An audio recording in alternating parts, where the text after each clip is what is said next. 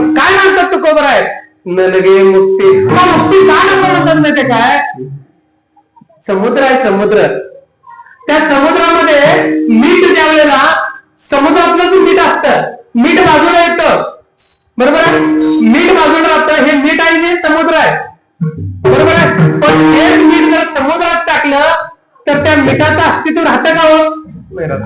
तसं पांडुरंगा मी तुझा अंश आहे. हा देह दिसतो पंचभौतिक, हा देह कसा आहे, कसा आहे, पंचभौतिक आहे. पृथ्वी आप तेज वायू आकाश हे सगळं आहे ना. त्यात हस्ती मांस त्वचा नाडी रोम पृथ्वीचा भाग आहे. आपाचा भाग सोनीत लाल मूत्र शिवाद आहे ना. पृथ्वी आप तेज, तेजाचे भाग सुधा तृषा आळस निद्रा मैथून आहे.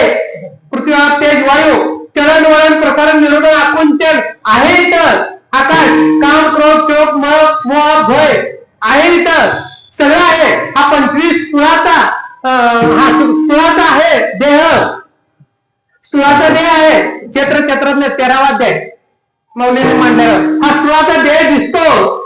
पण हा स्थूळाचा देह जाऊन ज्या वेळेला सूक्ष्म देह आपल्याला प्राप्त होतो त्यावेळेला मी त्याच्याशी एकरूप होणार आहे. मग तू काय म्हणते तिथं माहितीये काय, मी ज्या वेळेला मी बाजूला आहे तोपर्यंत तुझी भक्ती करू शकतो. मी जर मीठच त्यात झालो, पाण्यात मिसळलं, मीठ पण शिल्लक राहत नाही, तसं पांडुरंगा मी तुझ्याच विलीन झालो, मला सेपरेट भक्ती अशी करता येणार नाही. मग तुझं पांडुरंगा नामस्मरण करता येणार नाही रे. म्हणून मला काय कर, जन्माला घालतो. अजून एक उदाहरण देतो बघा. आणि ज्या वेळेला मातेला ज्या वेळेला बघा राहिलेलं असतं, 8वा 9वा महिना लागलेला असतो, त्यावेळेला त्या बाळाला है ना ती असं प्रेम करू शकत नाही, अंधार मंदारू शकत नाहीये. कारण का, त्या मातेच्या उदरात ते बाळ आहे. लक्षात येते काय? मातेच्या उदरात ते बाळ आहे. त्याला खाऊ घालू शकत नाही, ती त्याला पप्पी देऊ शकत नाहीये, त्याला माया करू शकत नाही, त्याच्यावरती प्रेम करू शकत नाहीये. का करू शकत नाही? कारण तिच्या पोटामध्ये ते बाळ आहे.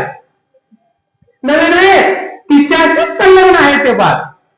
पण ज्या वेळेला ते बाळ सोम सोम ऐसे म्हणे, गर्भी म्हणे सोम सोम, ज्या वेळेला ते बाहेर येतं बाळ, आणि त्यावेळेला बाळपणा बाहेर येतो, म्हणजे बाळ सेपरेट आणि माता सेपरेट होते, त्यावेळेला ती माता त्या बाळाला अंधारून गुंजवू शकते, प्रेम करू शकते, माया करू शकते, त्याला चालू शकते, भरवू शकते. बरोबर आहे ना?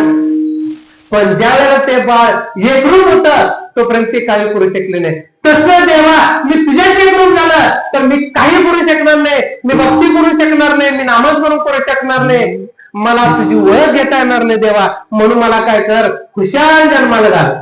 तुकोबराय म्हणतात. म्हणून थोर भक्ती इथं दाखवलेलं आहे. हिची थोर भक्ती आवडते देवा, संकुल पावी माया संसाराची. देवाला